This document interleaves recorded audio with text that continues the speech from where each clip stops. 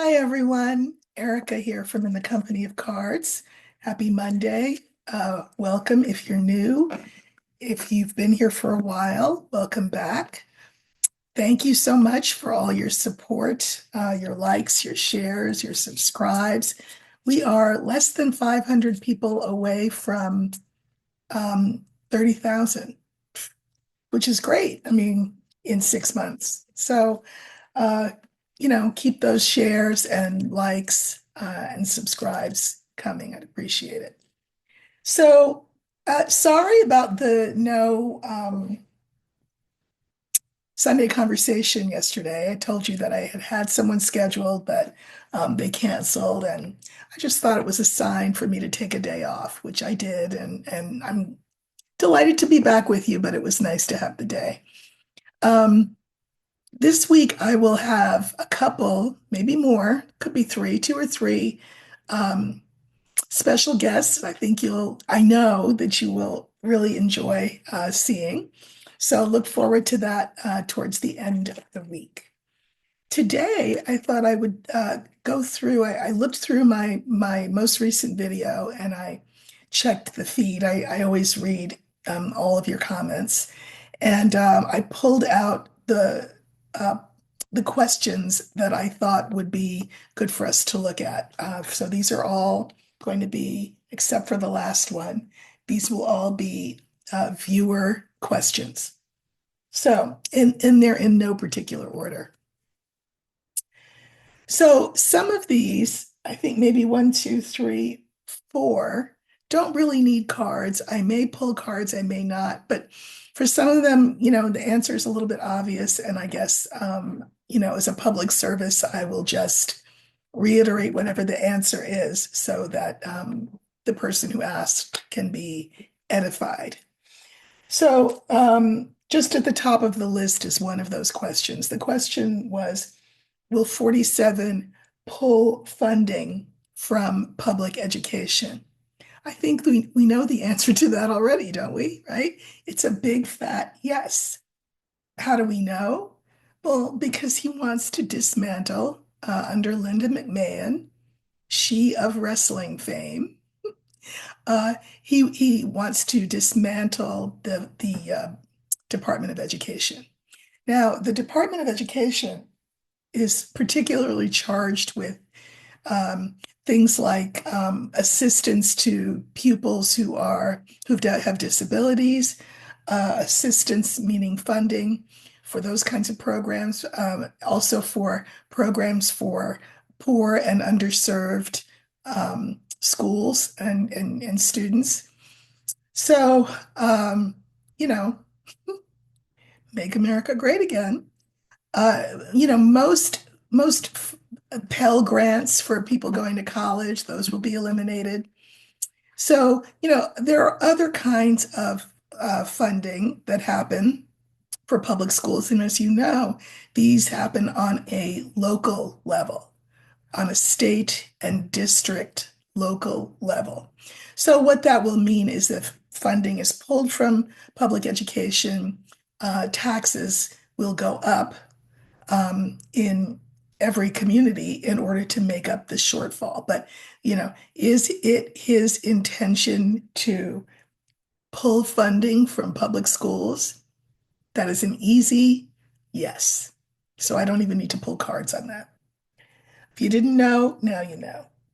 Another question that does not need cards. I was asked, why don't the Democrats propose the 25th Amendment? Uh, Now, the 25th Amendment, for those who don't know, is the amendment that says, and I think I mentioned this in my last video, that the thinking is that the president is unable to fulfill his duties. And this would be either for physical or mental reasons. Now, I'm sure we'd all want to raise our hands and vote for that. The thing is, neither we nor the Dems, uh, get a vote here yet. Um, uh, well, it's not even yet. Here's how it doesn't work that way. The way that it works is that the vice president, which is currently J.D. Vance, um, as well as a majority of the cabinet. And who's the cabinet? All these weirdos that he's putting in place. So the vice president and a majority of the cabinet would have to propose the 25th Amendment. They would all have to agree that 47 is not up to the job. And then the vote obviously would go to the larger body. But Democrats, in and of themselves, are in no position to put forward that amendment. Just so you know, it has to come from Vance and a majority of the cabinet, which is not to say that that won't happen at some point. As I said in my last video, I think 47's days as president are numbered. Not that that means that our problems are over, by the way. Um, but I think he will prove to be more of a hindrance than an asset sooner rather than later. And so the 25th Amendment could very well be invoked. But if it is invoked, just know it will be invoked by the vice president and a majority of the cabinet. So that's that question. Another question that I certainly will use the cards for, but I have my own theories about this, has to do with why it is that the former presidents who are still with us, this would be Bush 2, Bill Clinton, and Barack Obama, the subscriber asked why, or the viewer, I hope they were a subscriber, why are these men so silent? Why have they not been sort of at the forefront of the opposition? You know, I'm going to say this before I pull cards on that, because I'll ask the cards. I have my own opinion, and I always like to be clear on when it's my opinion and when it's the cards. Okay, listen. Uh, there's been a lot of talk lately, and I think it makes a lot of sense about the fact that Democrats have by and large been what you would call neoliberals. Now, neo, that sounds good. It's, new, and liberal sounds good. But neoliberals, put the terms together, it's not great. Neoliberalism has at its root, believe it or not, the thinking of Ronald Reagan. And what was that? It was all about trickle down economics, which we know does not work. In other words, you support the top, and then the benefits of that trickle down to the rest of us little people. That's never been the case. And I will say that I am a Democrat, but not a fan of a lot that's gone on with the party. Certainly not with the kind of deer in headlights response that they've given to 47 and everything that he's doing. There are exceptions to that, of course. Swalwell, Jasmine Crockett, AOC, I think they're terrific. I really do. Bernie, I think they're terrific. I wouldn't also call them, though, neoliberals. I would call Obama a neoliberal, and I would call Clinton a neoliberal. Obama could not have been elected as a black man if he didn't seem to the majority of the country um, incrementalist and moderate. And I would suggest to you that incrementalism and moderation are not what's called for in these times. So that's why they're silent. Remember, the system structured the way it is serves them too. Nancy Pelosi is a great example of that. A master politician, there's no question about that. But she's also feathered her own nest. Look at Hakeem Jeffries, who has trained under Nancy Pelosi. I would probably call him a neoliberal as well. So it is really not to their advantage to upset any apple cart by coming out, full-throatedly in the way that we all expect them to or wish that they would. against 47. They're taking it's much more clearly, it's a much more wait and see approach. I think they will pay a price for that in the end. And I have to say, I meant to say this earlier in the video, I'm feeling really optimistic. I mentioned at one point in a video, not this most recent one, but I think the one before, I said, this is not the end of the beginning of the end, it's the end of the beginning. And I do think this is the end of the beginning. I think that the way this will all shake out is that the pain will get uh, be impossible to ignore and will hit too wide a swath of the population to be ignored. And that people who were MAGA will look around and say, wait a minute, why am I being hurt by this? I didn't sign up for this. And I think they will ally with other groups. Um, and I think there will be a storming of the Bastille, either metaphorical or literal, however you want to put that. There will be a public response that will be overwhelming and that will turn things completely on its head. Remember, Pluto in Aquarius, things will be destroyed, um, and then we will decide what we want to rebuild. Will it be fun? Will it be pleasant? No, no.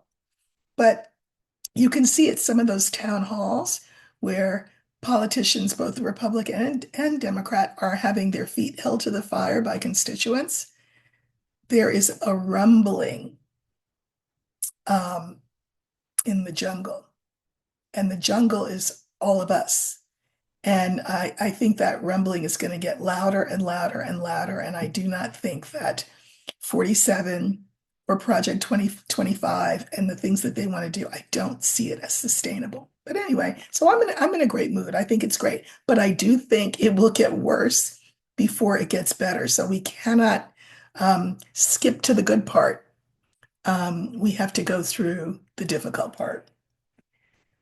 So anyway, I think that those presidents are silent because it does not serve their interests to not be silent. And that may sound cynical. And I'm not saying that they've said nothing. I mean, Obama has said some things, Clinton has said some things, but it's insufficient relative to what we have expected from them. So let's ask the cards. Why the silence? So I'm trying to think what card I want to use. I have to look at my deck. Hmm.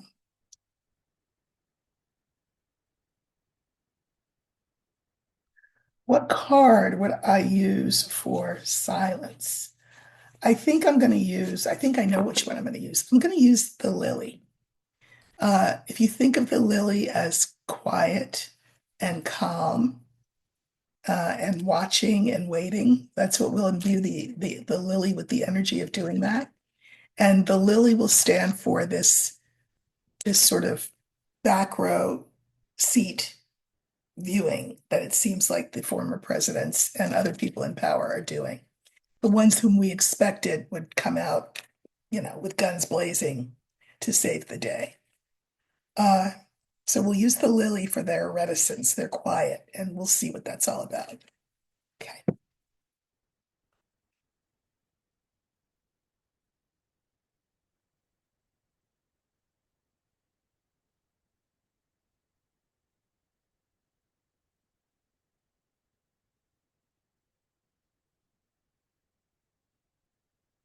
Okay. So this stands for the reticence of the former presidents, uh, the relative quiet of people like Jeffries, Pelosi, people whom we thought would have a little bit more to say. Uh,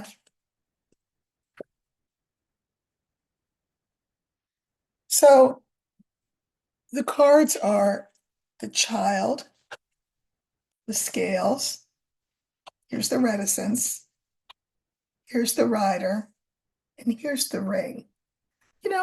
To an extent, people involved in politics, especially at the highest levels, they go along to get along. They like the status quo. They're not trying to upset any apple cart. Just have the thing go, what goes around. Well, not so much what goes around comes around, but just let's keep things as they are. Let's just keep things as they are. We don't want to rock the boat. Um, I think they do a cost benefit analysis of this. I think their theory is, listen, if there's going to be real change, it has to come from the people, from the ground up, and that is where it's coming from. Um, and you know, the child, they're starting to see, they're starting to see and feel the rumblings from the jungle, which is us. Um, but they're not going to take the lead here. They will want to look, they're doing the cost benefit analysis. Let's see which way this shakes out. Because as politicians, we don't want to put a foot wrong and lose our status either way. So we're just going to sit this one out. We're going to audit this class um, because they're not really interested in revolutionary change. They're neoliberals. Look the term up. They are neoliberalism. I'll put it in the show notes. These people whom you think will come to rescue us are as invested in the current power structure system as anybody else is. So they will not speak full-throatedly on this. And I think that the fact that they have not done it has been surprising to a lot of people. I also think once we get over our surprise, this can be instructive to people because then we really do realize we are the ones who will make the change that we want to see in this country. What did Gandhi say? Be the change you want to see in the world. Okay. So, they're just keeping their powder dry because it's in their own self-interest to do so. That's what they believe. So, in other words, is their interest ultimately for the common good? Not so sure. I think that their interests are self. Even Obama mentioned, he had an interview, this was years ago, and he said, everyone who runs for president has to have a little bit of the narcissist in them. And a narcissist is nothing if not self-interested. If the people like it, that's great. But if it's not good for me, I don't know. Okay, so that's what that's about. All right. Another thing I wanted to sort of opine on, and it doesn't really sort of require cards, I don't think, because I think I looked at this with cards last time. So I couldn't think of the word. I knew that there was a word for the idea that the military, people in the military, are required to follow certain orders and not required to follow others. And I kept stumbling over there was a word I was missing. And so my viewers informed me correctly that the term is lawful, that the military is required to follow lawful orders. Okay. I brought up Lieutenant William Calley and the My Lai massacre in the 70s as an example of someone who said, who argued that he had been asked to clear out a certain area in the Vietnamese village where he was. And so he had everybody massacred. And he would say he'd gotten the order to clear out that village. He gave the order then for the massacre. And, you have to ask yourself at what point did the communication break down? Or did the communication break down? I'm just saying. Because, ugly things are done in war, in the name of war. So, at what point did a system, in fact, break down?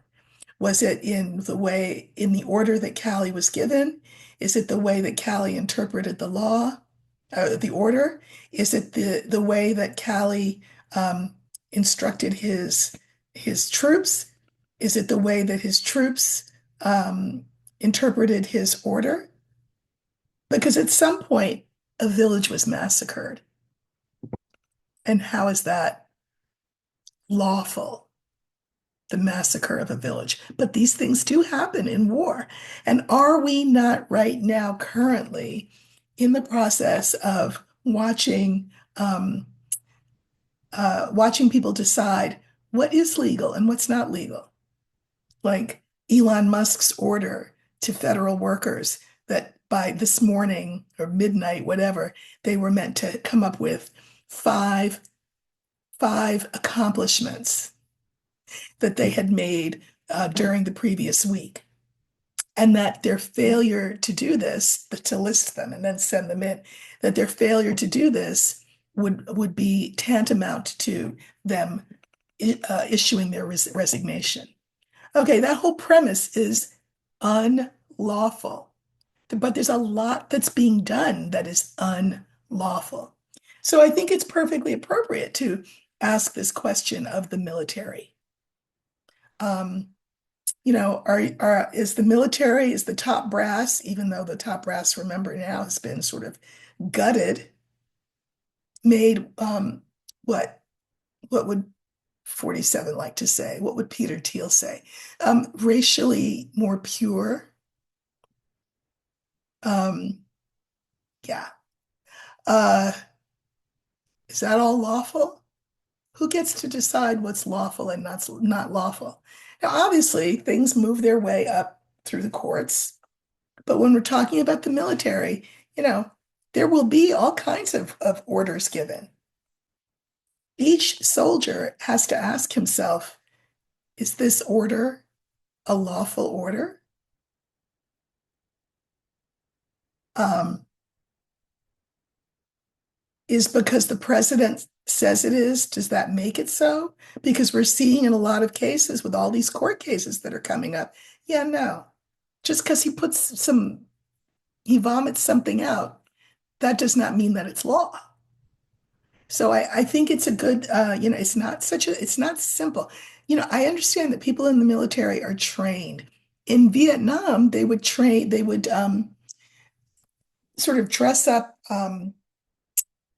let's say punching bags for the lack of a better term, a punching bag with a coolie hat, right? That they wear to harvest the rice in the heat of the sun, and they wear the broad brim, and they would put slanted eyes on there, and then the soldiers, American soldiers, would train as though these were the enemy, bayoneting them. Because what you want to do, of course, is depersonalize and impersonalize uh, the enemy, so they're not people anymore. So if they're not people anymore, I mean, do you really need to stop and think about whether this is a lawful order to kill them, to massacre a village? Slippery slope, I think. And I think we will be faced with a lot of that, watching that in the military as things move forward, with this shiny white male military that Hegseth and 47 are trying to put in place. Um, okay, onward now. Here are a couple of musky questions. So, somebody did ask me, and I'm not going to look at this, but they did ask me about Musk's health and 47's health. I have done many readings on 47's health. I think that from about the middle of March into the spring, um, he is in danger, either from some internal, uh, physical breakdown of his system, whether it's stroke, heart attack, etc., or from outside forces, because there are lots of outside forces arrayed against him. So, Yeah, I would say from about the 15th of March into the spring, as far as into maybe June, up until the summer solstice. He is in physical danger. And Musk just looks like he's about to overdose in every moment. Entertainment purposes only, YouTube. So the same for him. His coloring is awful. He's very manic and weird, and I think his health is also at risk. Okay. Speaking of people at risk, I was asked whether Musk would be successful in rescuing the astronauts who've been stranded in space. Remember that he's kind of set himself up as the only game in town when it comes to space. Um, uh, so, what will happen with that rescue? Um, let's see, I'm trying to think what card I want to use. Hmm, let's use the stars because, they're in space, right? So, let's look at this rescue and see how it will go.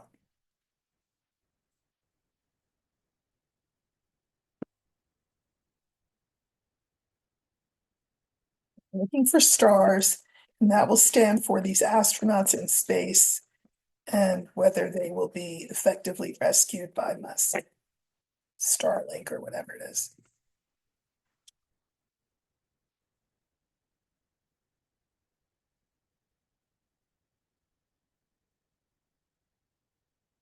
So we have the mountain, we have the bear, the star, the rider, the man. I'm going to pull some clarifiers on some of them um, and see what we get.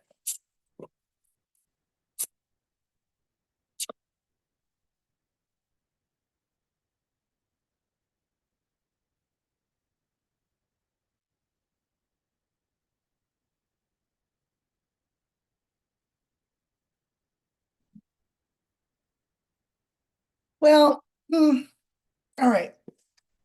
The mountain, obviously, they are months stranded. So that's what this is about. They've been stuck, right, in space. Um, this is Elon saying, I can bring them down. Elon the narcissist, I can do it. Here they are, space. And we have the rider. So what news is coming in? Well, we have this older man here. Obviously it would burnish Musk and 47's reputations to be able to successfully bring these two astronauts down. I think it's two of them. So I pulled clarifiers on this whole being stranded in space. And we have the fish, we have the coffin, and we have the woman. I'm telling you what, obviously bringing them down requires a lot of money, which of course Musk, as the self-proclaimed richest man in the world, which I don't quite think he is, but that's okay, has. He has the money. But I'm not loving this coffin. Um,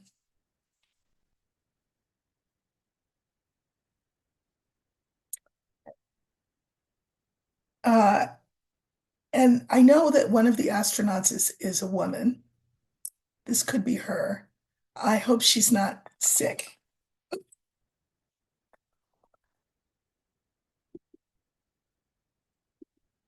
Sorry about that. I hope she's not unwell. Um, I will say too that with Fish and Coffin, she could be experiencing some psychological difficulty. I mean, wouldn't you?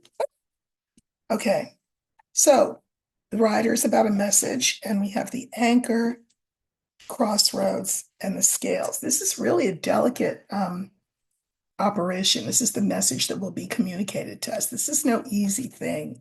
Um,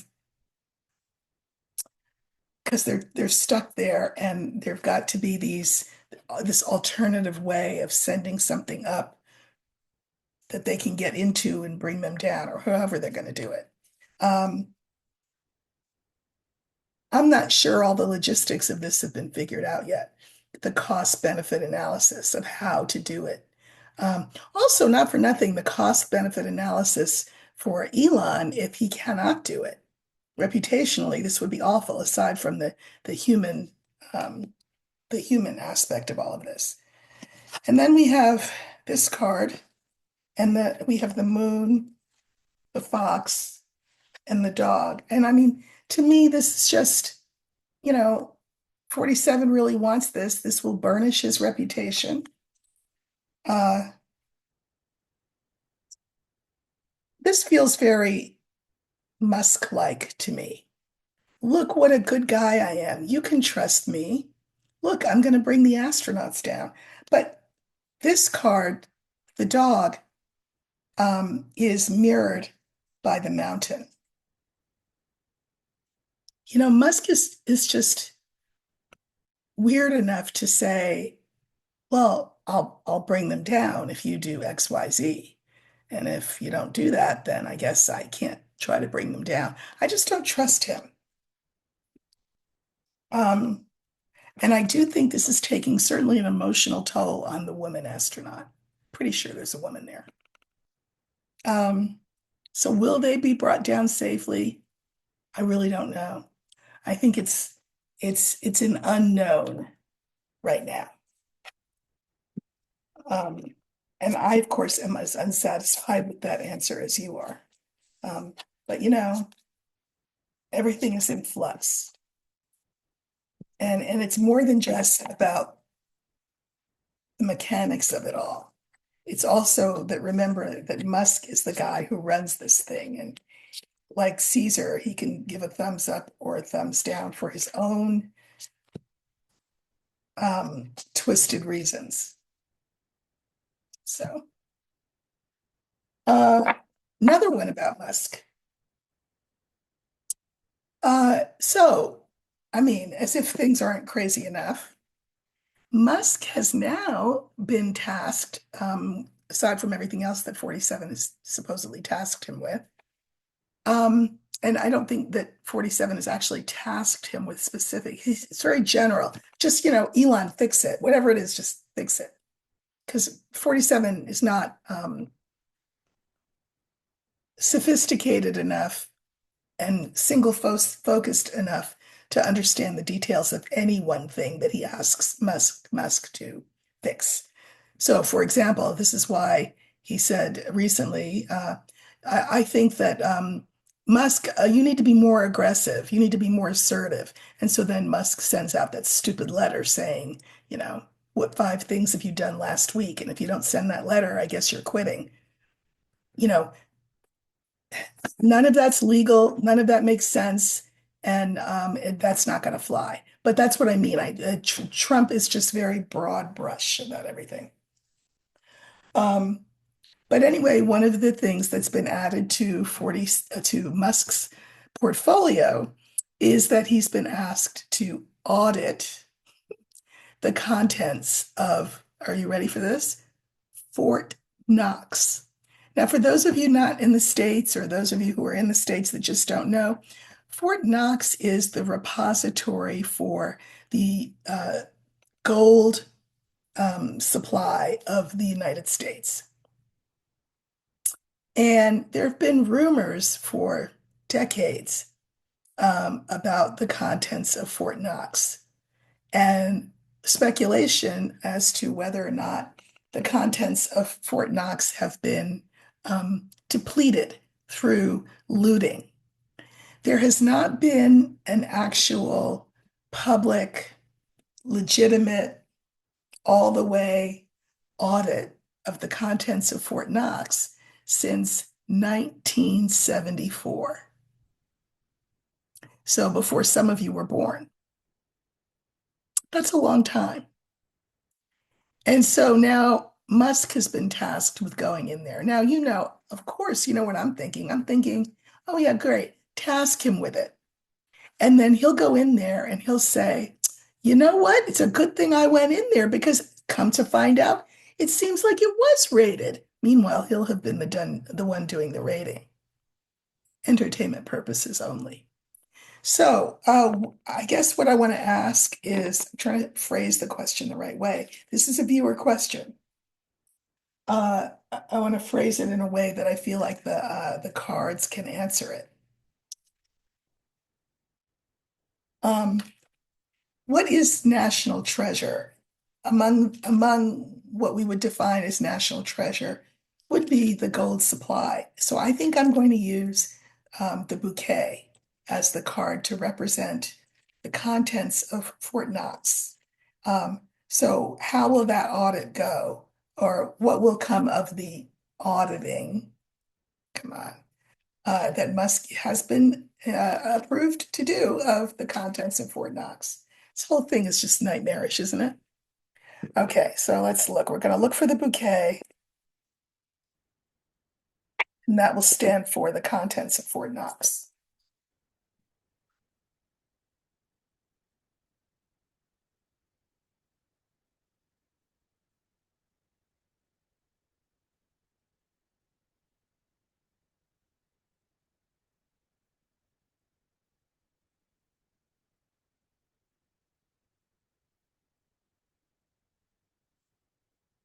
Okay, so that's Fort Knox.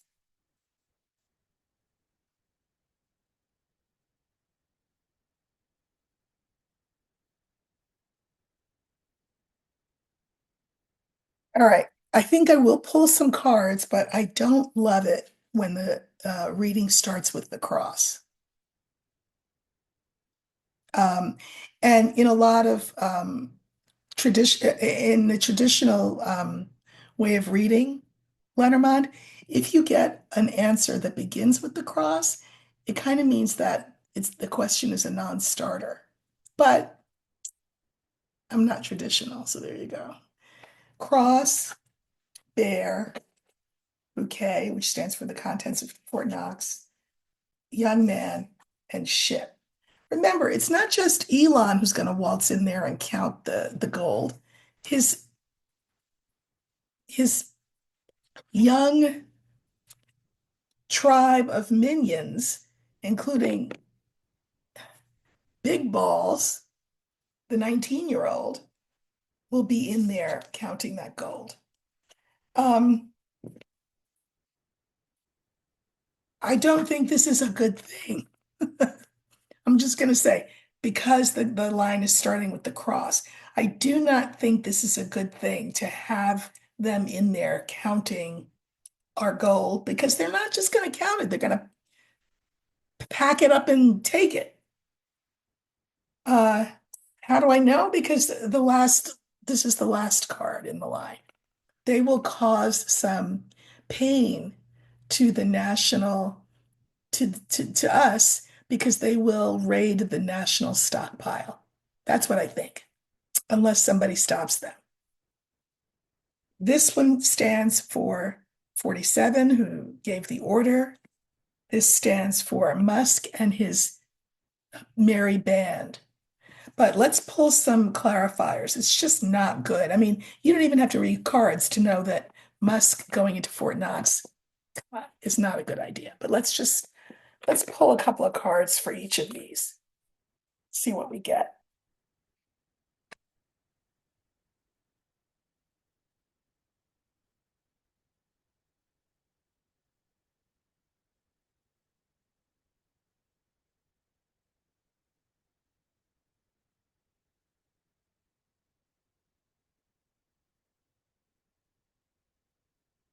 Well, you know what? Let me do what I always do. I'll pull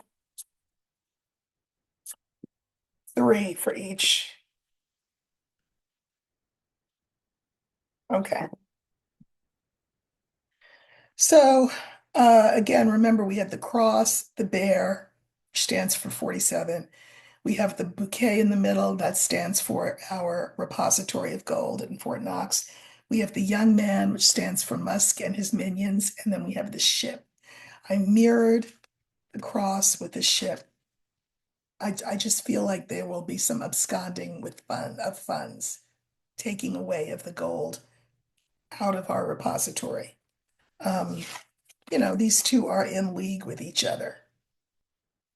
Okay, so I pulled cards on everything. So on this cross, we have the letter, the moon, and the fish. Okay, so this is a card for pain, trouble, um, not good.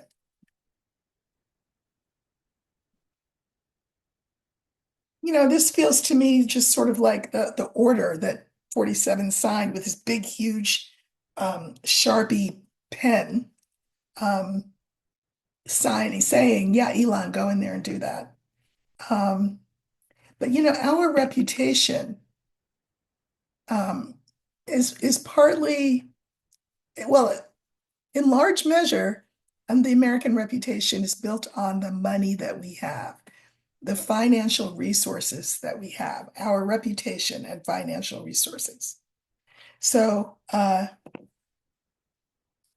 this is a problem.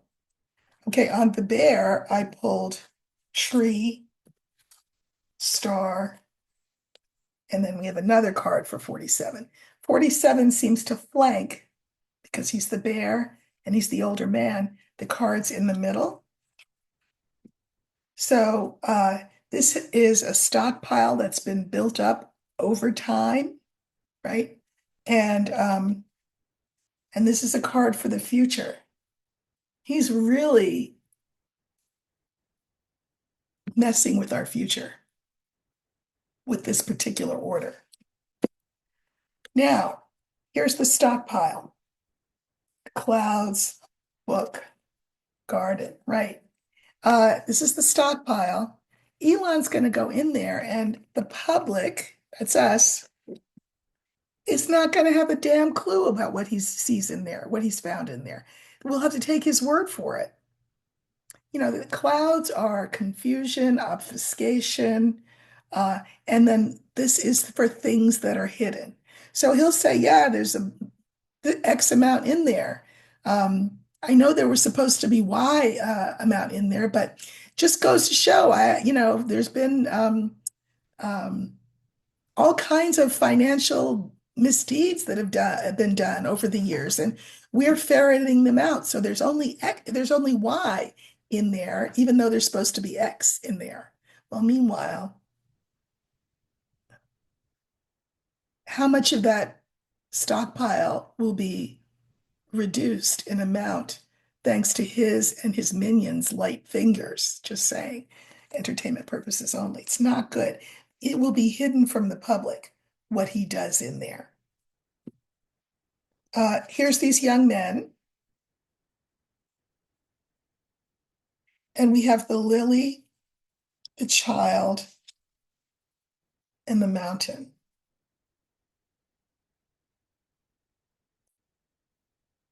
I think these are the young men that are part of Doge.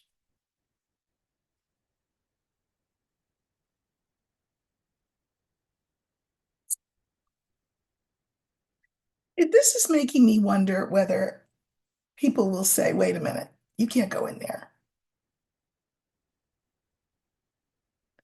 They don't have enough experience. They're too young. They don't have the right clearance. Nobody has any kind of clearance, apparently. So, yeah, you can't come in. So, I'm wondering whether the powers that be at Fort Knox will say, yeah, you can't come in. You know, not you guys. Maybe somebody else, but not you guys. Maybe there's got to be some oversight, but not just you guys, because you guys, you're too young and inexperienced. We need people who know what they're doing and who are tested and honest and all of that. And you guys are not it. So then final card is the ship. Clarifiers are the anchor, the birds, and the tower. I actually kind of like these because this is the ship. And when I looked at the top line, the first cards that I read, I thought, oh my God, this is them sort of running away with the bank. But I don't know. I think they could get stopped. Remember, this is a nautical instrument too. It's as nautical as a ship. But when a ship is anchored, it can't move. It can't get away. It can't escape. And I think that this might be, it could very well be that there will be people in government. This looks like senators, congressmen who say, wait a minute, you can't do that. You can't do that. We're the government and you don't get to go into Fort Knox. Because the government entities will realize what a problem this will be. Maybe this will be the bridge too far. I think there will be many bridges too far as we move forward, which is, whoops, drop my notes, which is why I'm in a better mood than I've been in. There will be many bridges too far. This could be one of them, allowing them into Fort Knox. So I think the jury's still out. I do not think that their motives for going in would be pure. I don't think you have to be a brain surgeon to know that. But I do think there will be an effort to stop them going in there. That maybe there will be an audit. There probably should be an audit if there's not been one, formally done since 1974. But not these guys. Not these guys. Okay. Just shuffling my cards back in to the deck. Okay. And I think there's a couple more questions. Oh, yeah. So, word on the street has it, and this is not new, but apparently it's gotten new legs, that 47 has been since 1987 a Russian operative, not just an asset, but an operative.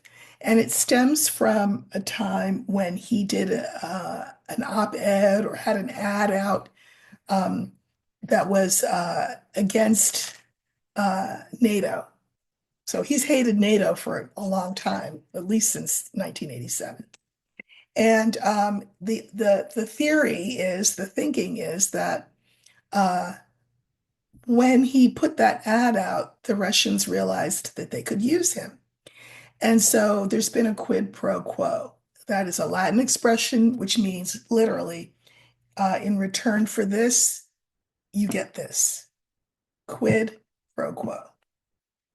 So the quid pro quo, the thinking was that in return for 47 helping the Russians with their disinformation and messaging, of which we have seen that in full effect, right? Past two election cycles at least.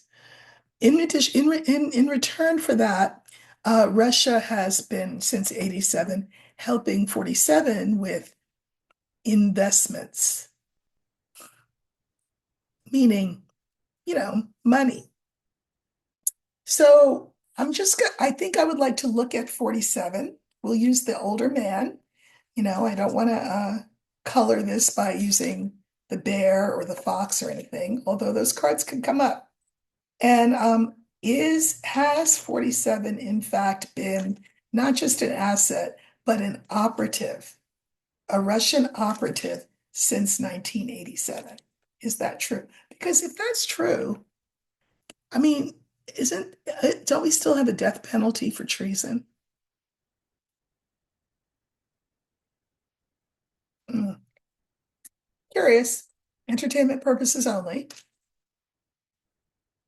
I'm telling you, the image of the Bastille, the storming of the Bastille, will not leave my mind. I think of it, it comes to me first thing in the morning when I wake up and last thing at night before I go to bed. This will not stand, but it's going to get a lot worse before it gets better, but it will get better.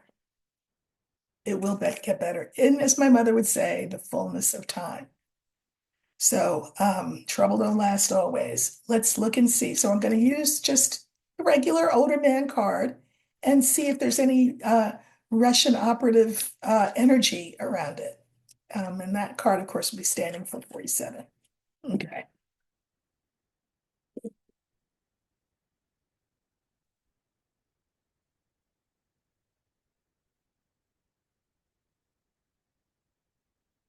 We're looking for the older man.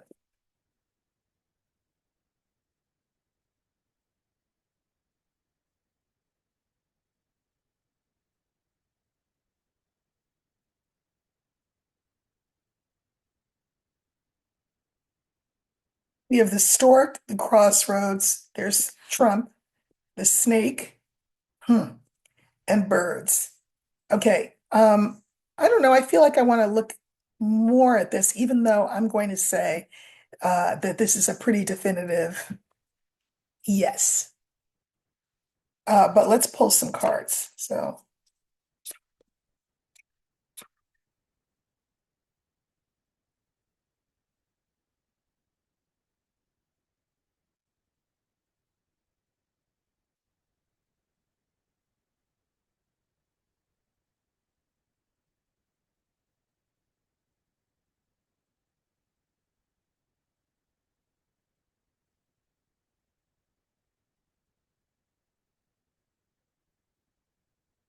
the reason I say a definitive yes are the cards. We've got the stork.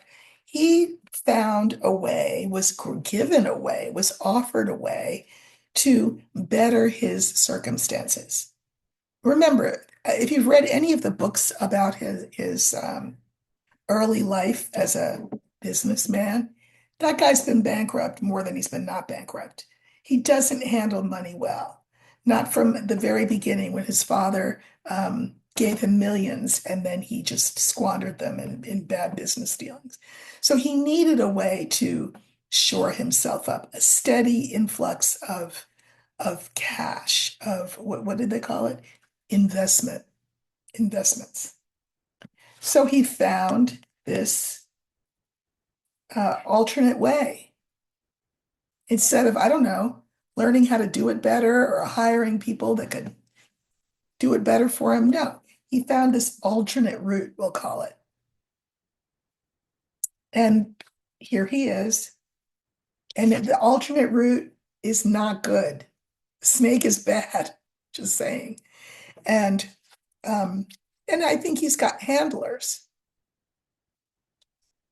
Now, I can also do some mirroring before we look at um, you know, the handlers. By the way, handlers, the handlers improved his situation, but I think that there are people who have found out that he's been doing this that are high in government, and I think that they too have been offered um, recompense, compensation, payment for letting this thing go on. People like senators and congresspeople, I think so.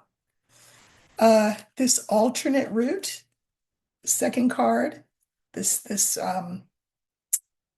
being this operative, that I can mirror it with the fourth card, was not good. I mean, good for him financially, but not good for the country. Okay, so I've pulled some, entertainment purposes only. I'm just saying. Okay, we have the stork. The cards that I pulled for that are the anchor, the sun, and the cross. Interesting. So his circumstances changed. He was financially secured, but it's also very clear that he sacrificed something. I would argue it's the country, but don't go by me. Entertainment purposes only. Here's this alternate route that he took. Uh, and the clarifiers are the mountain, the younger man, and Clover. I think that this alternate route has precluded him from um, doing things the way he wants to do them because he has handlers who say you can do this, but you can't do that. You can do this, but you can't do that. So these two cards together are very interesting to me. You know, 47 is an unserious person. You know, at bottom, he's a carnival barker showman. And, and his handlers have made clear to him that that's who he is, that, that, that he takes direction from them, but then he's the guy at the front of the house making the crowd laugh. Bread and circuses.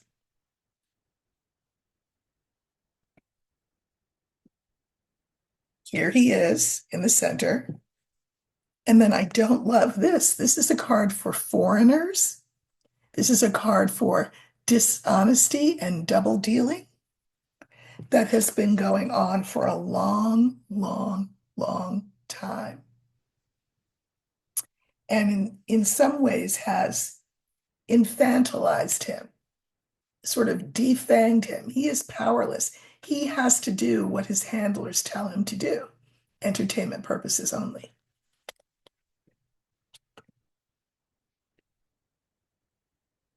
Remember, our fourth original card was the snake.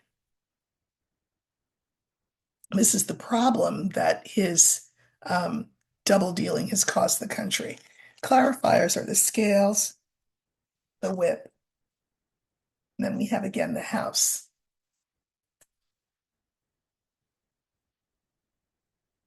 He's had to, I think he did this cost benefit analysis a long time ago. I think that there are others around him who have been recruited into this.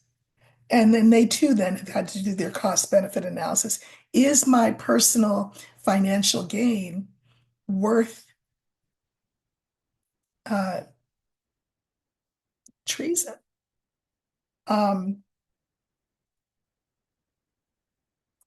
and I think there's a lot of people who are feeling very conflicted in the government about their choices.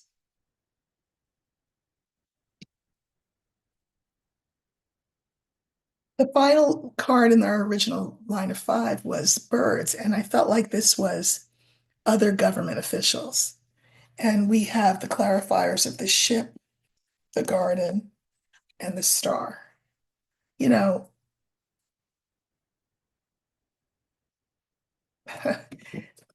there may be some who want to not be associated with 47 because he is really in a noose, so to speak. Um, uh, and they want to have, they want to stay in the public eye. They want to have a future in politics. I can mirror the stork with the stars. I mean, I think part of this big implosion that I see coming down the pike, it's coming from many different directions. It's not a single shot. It's an implosion, as opposed to an explosion, it's an implosion. The rot is internal. And so the collapsing in on itself of all of this corruption is coming. And it will come, I think, as a result of, again, people losing their jobs, people losing their benefits. Don't think they won't come for Social Security and Medicare and Medicaid. Um, People's privacy invaded. Uh, the army whitened and mailed. Uh, but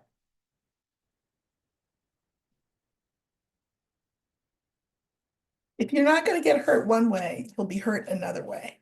And when we are sufficiently hurt, we'll get to be the ones who decide, by the way, what is sufficient, right?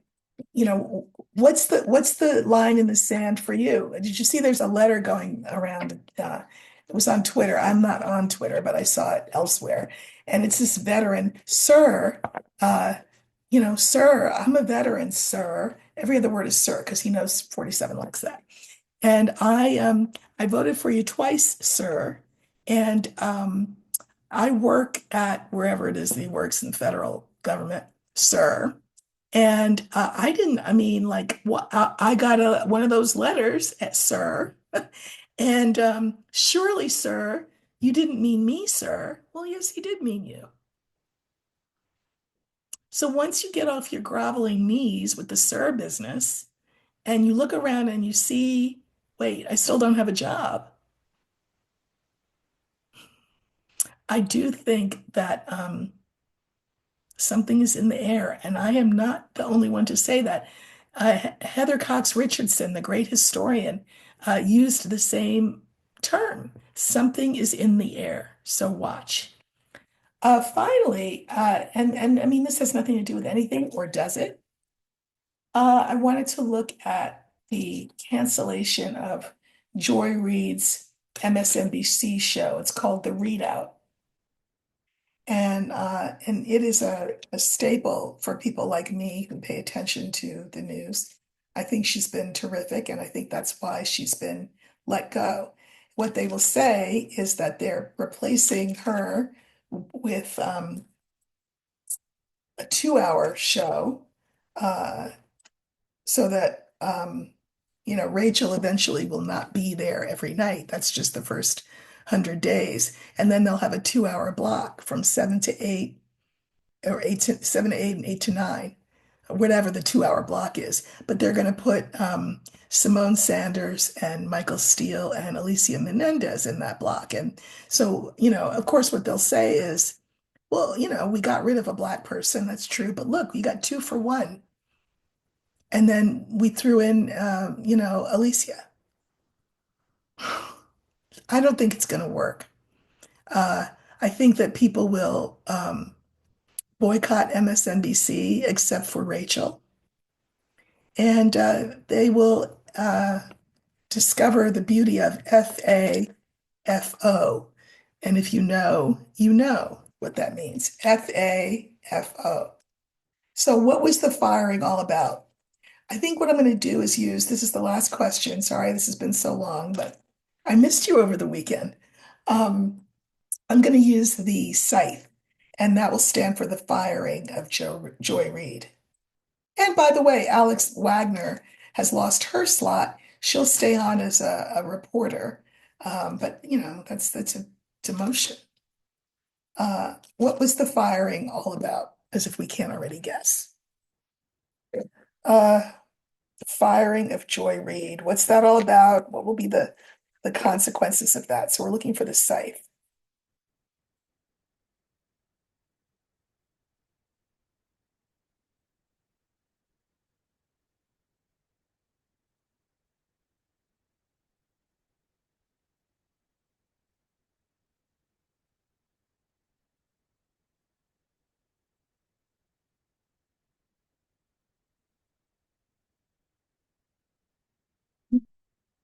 Interesting cards.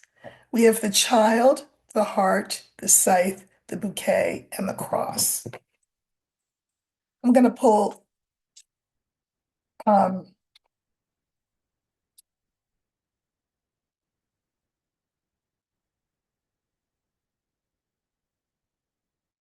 three clarifiers on each.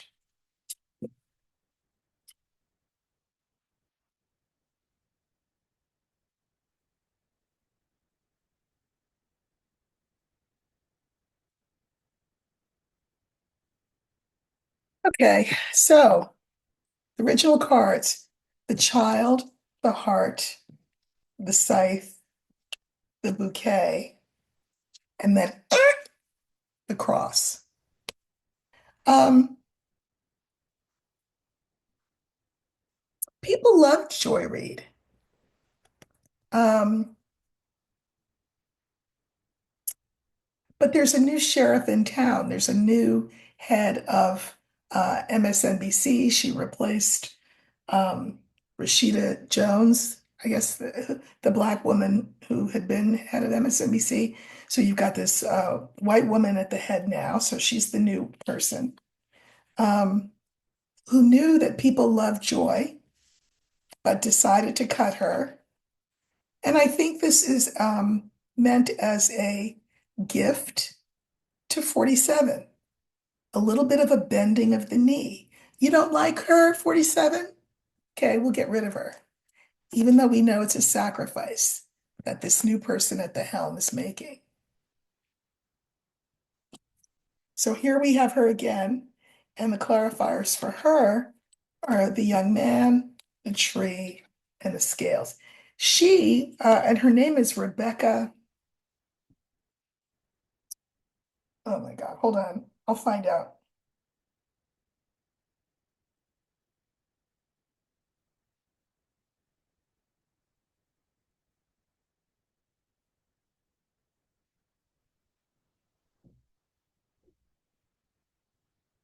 Rebecca Cutler. Kutler. She's the one who replaced Rashida Jones.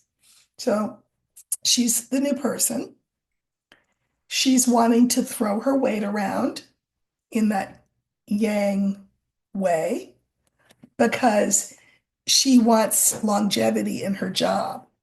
So she did the cost benefit analysis. She's saying, well, 47 is the game in town currently, and I want to keep my job and I don't want him mad at me. I want a long tenure. So I do a cost benefit analysis and I cut Joy Reid. Okay. Then the second card was the heart. We have the coffin. We have 47 and we have the key. Right. So out of loyalty to the king, she puts the lid on Joy, she thinks, and that's the way to 47's heart, the key to his heart. So here we have the firing. But what that firing is going to cause is literally what I said before I even pulled cards. It's going to cause a mass exodus from MSNBC in a way that MSNBC has not anticipated. They will be shocked. There will be a mass exodus that they did not expect, which will leave them saying, oh my God, what do we do now? Firing causes a mass exodus they did not expect, and they don't know what to do about. Now, the bouquet, remember, when I went horizontally, it was the gift that Rebecca Cutler gave to 47, the firing of Joy. But now I'm going vertically, which means that I look at this card with other cards, and it means something entirely different. Joy has a lot of loyal friends and fans. I mean, a lot. Ride or die. And I'm one of them. And they are women, and their numbers are legion. If you recall the last reading I did last week, there was indication about this rising of the divine feminine, female energy rising up. Hell hath no fury. And it doesn't matter if the hell that was created was by Rebecca Cutler, she's going to feel the wrath as head of NBC of her decision. And it will end up being a gift given to Joy Reid, who, as free as she was on TV, as free as she behaved in terms of being forthright in her opinions, she will find a platform or platforms that allow her even more freedom. This will be a gift to her and a gift to the cause and a gift to us. We will follow her where she goes. That's what loyal people do, and we will. And come to find out, Rebecca Cutler made this move. It was a bad move, maybe painful even for her. It will stop everything in its tracks. It will create a lot of anxiety and worry and stress. And I'm just going to remind you that the lily, for all of its wonderfulness, is a funeral flower. Um, this is Rebecca Cutler, and I don't think that she finds peace. I think that she won't be there long. But I mean, long is it's all relative, right? This was a move that's part of this sort of new regime, this new worldview with a white army and a white all-male army. It's, again, things will get worse before they get better, but she'll pay a price for this. I'm going to draw a final three, just like a postscript. So let's see what we get.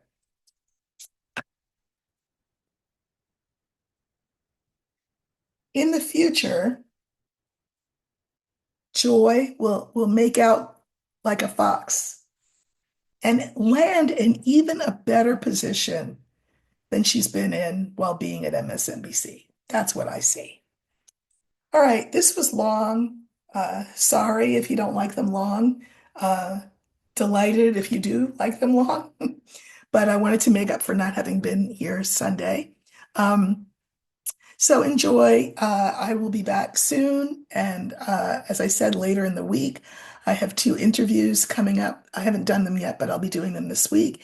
And I think you will really enjoy spending time with my guests.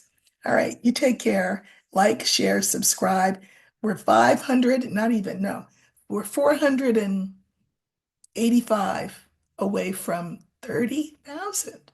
So let's keep it going. Take care.